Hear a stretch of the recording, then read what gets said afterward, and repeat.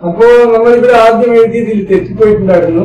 ഇവിടെ 4 എഴുതിയിരുന്നത് ഇപ്പൊ 3 ആക്കിയിരുന്നത് തെറ്റിപ്പോയതാണ്. അത് അതേപോലെ ഇവിടെ. അപ്പൊ ഈ കണക്ക് കൂട്ടിയപ്പോ നമുക്ക് കിട്ടുന്നത് ഇതില് AD യിൽ കിട്ടിയത് 50.50.94 ദിവസങ്ങളാണ്.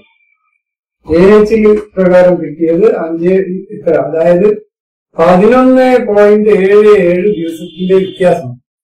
ഞാൻ ആദ്യം തന്നെ പറഞ്ഞു ഈ കലണ്ടറിൽ 10 ദിവസം നീക്കിയിട്ടുണ്ടായിരുന്നു. അപ്പൊ ഈ 10 ദിവസം നീക്കിയാൽ ഇനിയും 1.77 ഉണ്ട്, ഏതാണ്ട് 2 ദിവസത്തിന്റെ വ്യത്യാസം. ഇതാണ് ഈ പ്രശ്നം. അപ്പൊ നമ്മൾ ആ ദിവസം കണക്ക് കൂട്ടുമ്പോ ഏത് ദിവസത്തിലാണ് സംഭവം നടന്നതെന്ന് ഈ കലണ്ടർ കൊണ്ട് കണ്ടുപിടിക്കാൻ പറ്റില്ല. അതാണ് അതിന്റെ പ്രശ്നം. അപ്പൊ അള്ളാഹു നമുക്ക് തന്ന സിസ്റ്റം ശരിയായ സിസ്റ്റമാണ്, അത് ഉപയോഗിച്ചോളെന്ന് പറഞ്ഞു. പക്ഷെ ജനങ്ങൾ അത് ഉപയോഗിക്കാതിരുന്നതുകൊണ്ട് പണ്ട് നടന്ന സംഭവങ്ങളുടെ തീയതികൾ കണക്കുകൂട്ടി നോക്കുമ്പോൾ ആ ദിവസവുമായിട്ട് ഒത്തുചേരാത്തതുകൊണ്ട് നമുക്ക് സംശയം വരും. നബി മൺഡേ തന്നെയാണോ ജനിച്ചത്? എങ്കിൽ കണക്ക് ശരിയാവുന്നത്. നമ്മൾ കലണ്ടർ എന്ന് പറയുന്നത് തന്നെ കാലണ്ടർ, കലണ്ടർ കണക്ക് കാണിക്കുന്ന ദിവസം എന്നാണ്. കണക്ക് ആ ദിവസത്തെ കാണിക്കണം, അതാണ് അതിന്റെ ഉദ്ദേശം. ഇപ്പൊ നമ്മൾ വിചാരിച്ചിരിക്കുന്നത് കാലാവസ്ഥ അറിയാൻ വേണ്ടിയാണ് നമ്മൾ തീയതി ഉപയോഗിക്കുന്നത്. കാലാവസ്ഥ അറിയാനല്ല കലണ്ടർ ഉപയോഗിക്കുന്നത്. കാലാവസ്ഥ എപ്പോഴും മാറിക്കൊണ്ടിരിക്കുന്ന ഒരു സംഭവമാണ്.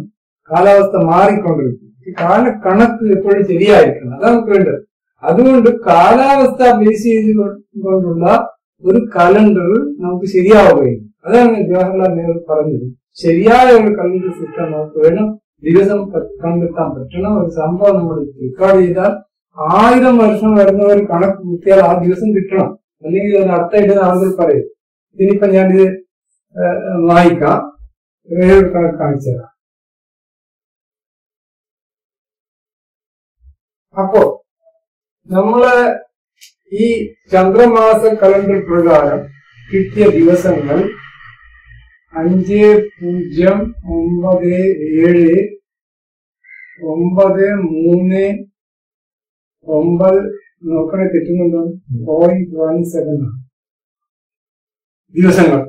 അതായത് ഈ തീയതിയിൽ നിന്ന് ഈ തീയതി വരെ ആകെ കടന്നുപോയ ദിവസങ്ങളുടെ എണ്ണം കിട്ടിയത് 0.7939 എന്നാണ് കിട്ടിയത്.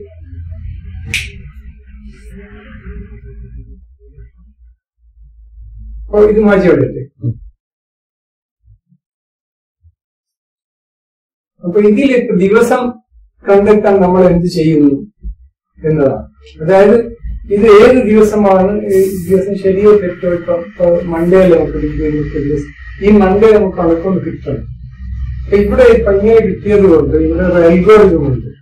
0.17 വന്നാൽ 1 മൈനസ് ചെയ്യണമെന്നുണ്ട്. അപ്പൊ എന്ത് ചെയ്യണം? 1 ഇവിടുന്ന് മൈനസ് ചെയ്യണം. അപ്പോ 5.07938 ദിവസങ്ങളാണ് കിട്ടിയത്. ഇത് നമ്മുടെ ആഴ്ചകളുടെ ദിവസങ്ങളുടെ ഒരു കൂട്ടമാണ്. നമ്മളിപ്പോ 7 കൊണ്ട് അടിച്ചാൽ ഇത്ര ആഴ്ച എത്ര ദിവസം കിട്ടും?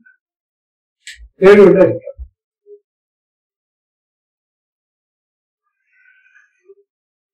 7 കൊണ്ട് അടിക്കുമ്പോ 7, 49, 1, 2, 14, 3, 9, 5, 35, 4, 43, 6, 9, 8, 2, 14, ബാക്കി 4, ബാക്കി കിട്ടിയത് 4. അപ്പൊ 4 നമ്മൾ എന്ത് ചെയ്യണം? ഈ ഇതിൽ നിന്ന് എണ്ണണം. വ്യാഴത്തിൽ നിന്ന് 4 ദിവസം എണ്ണണം. വെള്ളി, ശനി, ഞായർ, തിങ്കൾ. ഇതെടുത്തി ഇപ്പൊ കണക്ക് ശരിയാണെന്ന് പറയും. ദിവസങ്ങളുടെ എണ്ണം ഈ തീയതി മുതൽ ഈ തീയതി വരെ കടന്നുപോയ ദിവസങ്ങൾ ഇത്ര ദിവസങ്ങളാണെന്ന് ഉള്ളത് ശരിയാണെന്ന് നമുക്ക് മനസ്സിലായി. മറ്റേതെങ്കിലും അത് കിട്ടോ, വണ്ടി കിട്ടൂല, ഏതോ ദിവസമായിരിക്കും കിട്ടുന്നത്. അതാണ് ഈ കൺഫ്യൂഷൻ. അപ്പൊ നമുക്ക് മനസ്സിലായിട്ടുണ്ടാവും, ഒരു കലണ്ടർ നമ്മൾ ഉപയോഗിക്കുന്നത് ദിവസം കണ്ടെത്താൻ വേണ്ടിയാണ്. ആ ദിവസം കണ്ടെത്താൻ പറ്റാത്ത ഒരു കലണ്ടർ മഹാ അബദ്ധമാണ്. അതുകൊണ്ട് പല പ്രശ്നങ്ങളും ഉണ്ടാവും. അതുകൊണ്ട് അള്ളാഹു തന്ന ഈ കലണ്ടറാണ് ശരി, ഇതാണ് ശാസ്ത്രലോകം അംഗീകരിച്ചതും എന്ന് നമുക്ക് മനസ്സിലാക്കാൻ പറ്റും. നാസയിൽ അവരുടെ ഈ സ്പേസ് റിസർച്ചിന് വേണ്ടി അവർ ഉപയോഗിക്കുന്നത് ചന്ദ്രമാസമാണ്. അവര് ചന്ദ്രമാസത്തിന്റെ കണക്ക് 5000 വർഷം മുമ്പോട്ടും 5000 വർഷം പിന്നോട്ടും, അങ്ങനെ 10000 വർഷത്തിന്റെ മൂൺ ഫേസിന്റെ കണക്ക് നാസയിൽ എപ്പോഴും ലഭ്യമാണ്. അവരോട് അപേക്ഷിച്ചാൽ അവർ നെറ്റിൽ കൂടി അത് നമുക്ക് തരും. അപ്പൊ അതുകൊണ്ട് ഈ കലണ്ടർ ഉണ്ടാക്കാൻ ഇപ്പോൾ യാതൊരു പ്രശ്നവുമില്ല. നമുക്ക് വളരെ കൃത്യമായിട്ട് തന്നെ ഈ ദിവസങ്ങൾ കണ്ടെത്താൻ പറ്റും. അപ്പൊ ഇനി നമുക്ക് പല ദിവസങ്ങൾ, പല തീയതികൾ നമുക്ക് കണ്ടുപിടിക്കാനുള്ള മാർഗങ്ങളും ഉണ്ട്. അപ്പൊ ഇത്രയും പറഞ്ഞുകൊണ്ട് നമുക്കിപ്പോ അവസാനിക്കാം.